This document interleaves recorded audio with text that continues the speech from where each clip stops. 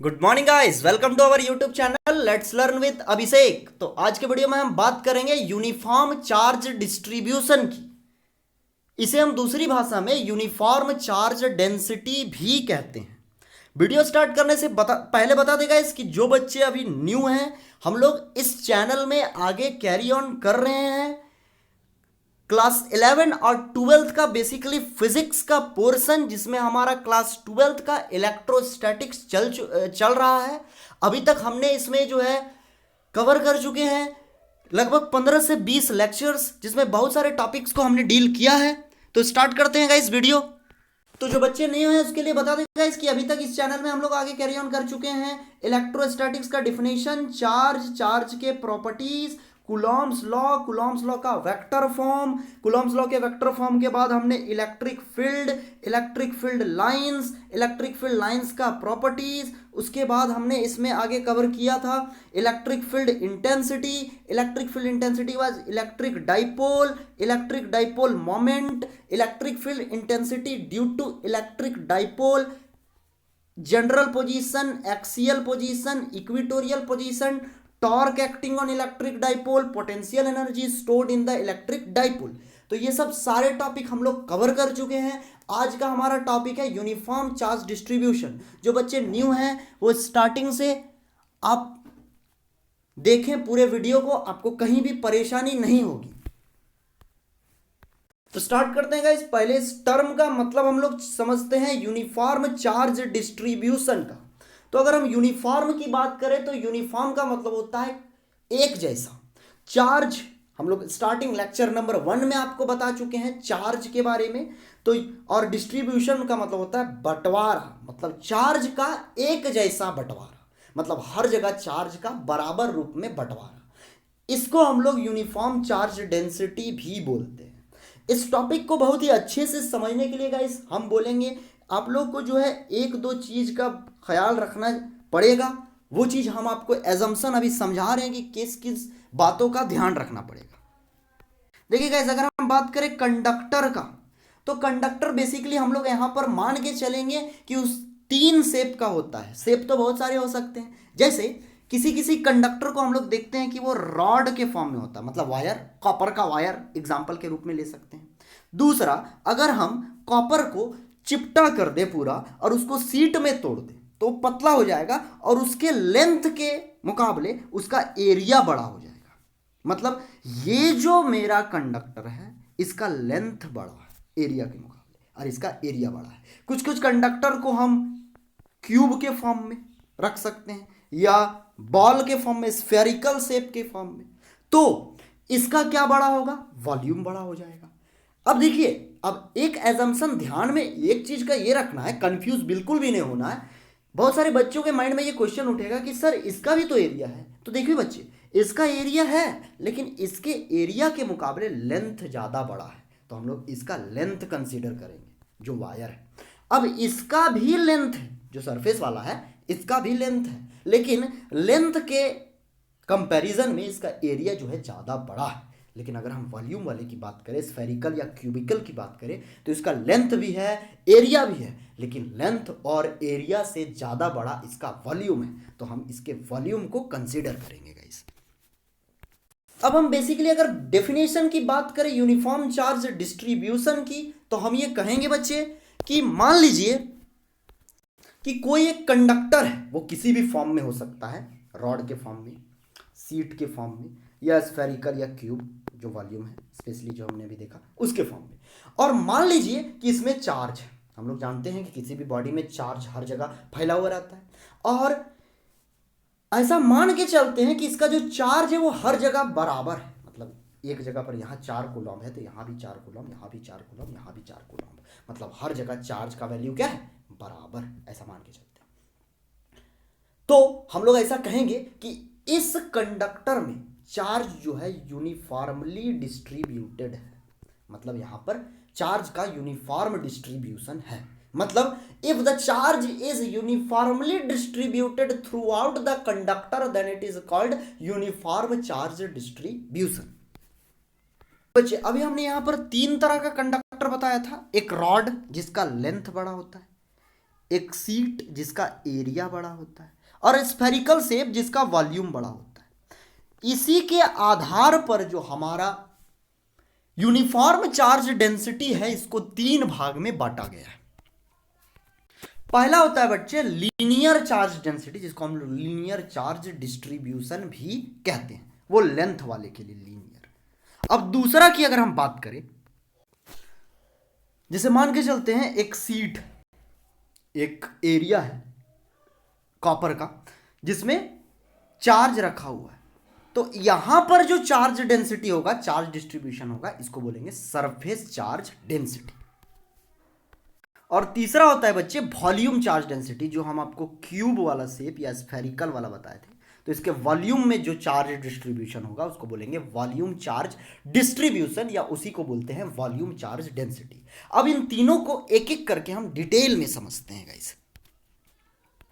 देखिए, पहला है लीनियर चार्ज डेंसिटी।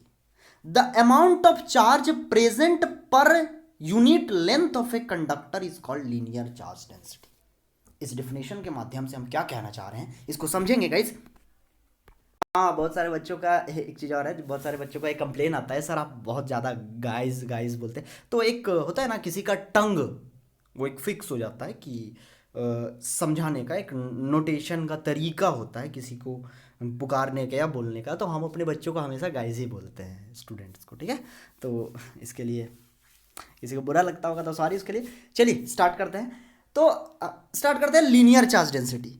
मान लीजिए बच्चे कि कोई कंडक्टर है, वो रॉड जो हम अभी समझाए थे, एक कॉपर का रॉड है, इसके हर जगह चार्ज डिस्ट्रीब्यूटेड है। हम लोग जानते हैं कि हर जगह चार्ज रहता ही रहता है, और ऐसा क्यों होता है इसको हम पहले लेक्चर में बता चुके हैं। तो जो बच्चे पहले लेक्चर को नहीं देखे हैं, जो बच्चे इसमें न्यू हैं, वो इसको पूरा देखिए, उसके बाद जा करके एक बार उसको देखिए लेक्चर नंबर 1 को। बाकायदा सबकी प्लेलिस्ट क्रिएट करवा दी जा चुकी है, इलेक्ट्रोस्टैटिक्स क्लास 12th। अगर आप सर्च कीजिएगा तो आपको पूरा प्लेलिस्ट मिल जाएगा, प्लेलिस्ट में जाके आप देख सकते हैं। तो जो बच्चे नए हैं वो तो जाके देखेंगे ही, जो बच्चे पुराने हैं देख चुके हैं सारा, और अगर वो भूल गए होंगे तो आप जा करके फिर से एक बार रिवाइज कर सकते हैं बच्चे। चलिए, तो देखिए यहाँ पर इस रॉड में, कॉपर के रॉड में, जिसका बड़ा क्या था, लेंथ बड़ा था इसके एरिया के कंपैरिजन में, तो इसमें अगर हम बात करें, इसमें हर जगह तो चार्ज मौजूद है, और ऐसा मान के चलते हैं कि चार्ज हर जगह बराबर है, ठीक है, मतलब हर जगह इसमें चार्ज यूनिफॉर्मली डिस्ट्रीब्यूटेड है। तब इसके 1 मीटर लेंथ में, यूनिट लेंथ में जितना चार्ज होगा, इसे हम कहेंगे लीनियर चार्ज डेंसिटी। कहने का मतलब है कि मान लीजिए ये कॉपर का रॉड है, हर जगह इसमें 4-4 कूलम्ब का चार्ज है, तब इसके 1 मीटर लेंथ में, 1 मीटर लेंथ में जितना चार्ज होगा उसे हम कहेंगे यूनिफॉर्म चार्ज डेंसिटी। इसे हम बात करें बच्चे तो इसे लैम्डा से दर्शाते हैं, और लैम्डा बराबर होता है Q/L, जहां Q है चार्ज और L है लेंथ।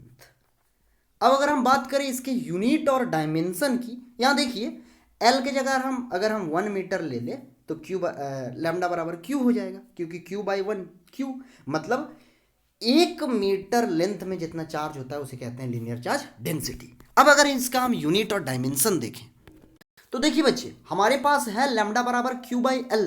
अगर हम इसका यूनिट लें तो Q का होता है कूलम्ब और L का होता है मीटर, मतलब कूलम्ब पर मीटर। अब अगर हम बात करें बच्चे इसका, अगर हम डायमेंशन लें तो कूलम्ब का Q बराबर होता है IT। इसके बारे में हम आपको पूरे डिटेल में यूनिट नंबर 2 में पढ़ाएंगे, और साथ ही साथ बच्चे, जिस तरह से आपका रिकमेंडेशन आया कमेंट सेक्शन में कुछ बच्चों का, तो उन्होंने न्यूमेरिकल से स्टार्ट करने का डिमांड किया है, तो हम सोच रहे हैं कि हर संडे को आपका न्यूमेरिकल आएगा। तो कल बेसिकली संडे है, तो कल हम न्यूमेरिकल लेकर के आ रहे हैं गाइस इस चैनल में। और एक चीज़, वो जो न्यूमेरिकल का कॉन्सेप्ट होगा, वो जो न्यूमेरिकल्स जिस कॉन्सेप्ट पर बेस्ड होगा, वो उन्हीं कॉन्सेप्ट पर हम डील करेंगे जिसको हम अभी तक कवर करवा चुके हैं। तो जो बच्चे नहीं देखे हैं, एक बार जा करके आप 2 से 3 घंटा टाइम दीजिए, एक बार में सब कुछ समझ में आ जाएगा, एक बार देख लीजिए। और जो बच्चे देख के भूल चुके हैं, एक बार रिवाइज कर लीजिए, ताकि कल आपको न्यूमेरिकल्स हैंडल करने में आसानी हो बच्चे। इसको हम लोग पढ़ेंगे यूनिट नंबर 2 में, Q बराबर IT करंट के बारे में। बेसिकली हम पढ़ाएंगे, बहुत ही डिटेल में पढ़ाएंगे। और हम लोग जो है कल के न्यूमेरिकल वाले पोर्शन में हम लोग कैरी ऑन करने वाले हैं। पहले एनसीईआरटी का क्वेश्चन, उसके बाद कुछ कुछ क्वेश्चन हम खुद प्रिपेयर किए हैं आप लोगों के लिए। और साथ ही साथ हम लोग एचसी वर्मा का भी न्यूमेरिकल्स लेकर के चलेंगे, डीसी पांडे का भी न्यूमेरिकल्स लेकर चलेंगे, जो कि हायर कॉम्पिटिटिव एग्जाम्स के लिए बहुत ही ज़्यादा हेल्पफुल होने वाला है बच्चे। तो अगर हम बात करें अब इसका डायमेंशन ले लें, तो डायमेंशन हम लोग क्यू का जानते हैं। क्यू का फॉर्मूला होता है आई टी, और आई का होता है ए, और टाइम का होता है टी, ए टी। तो क्यू का हो जाएगा ए टी, और मीटर का हो जाएगा एल। तो अगर हम इसको बेसिकली सॉल्व करें तो लैम्डा बराबर होता है L-1 A T. This is the dimension. हमारा अगला टॉपिक है बच्चे surface charge density. The amount of charge present per unit area of the conductor is called surface charge density. अब ये क्या होता है इसको समझेंगे। देखिए, अगर मान लीजिए कि कॉपर का सीट, इसका कुछ ना कुछ एरिया होगा।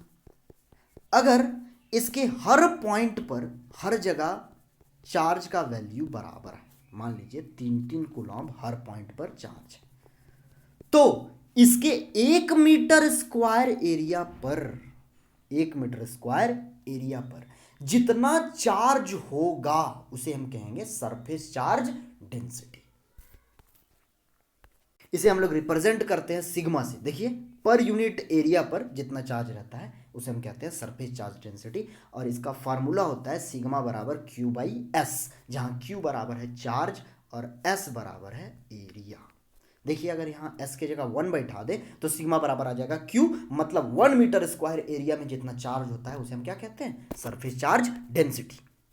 अब अगर हम इसका यूनिट और डायमेंशन लेके चले गए तो हम लोग देखेंगे, हम लोग सब कोई जानते हैं कि सिग्मा बराबर होता है क्यू बाई एस।